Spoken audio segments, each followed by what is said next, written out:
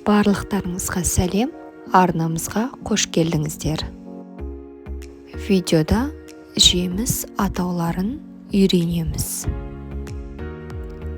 Киви, шие,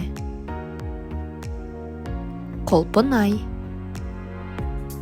ананас, шабдалы, мандарин,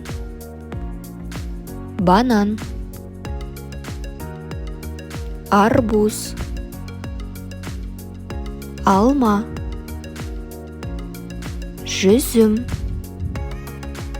алмұрт, авокадо, сары өрік, қарақат, лимон, малина, лайм,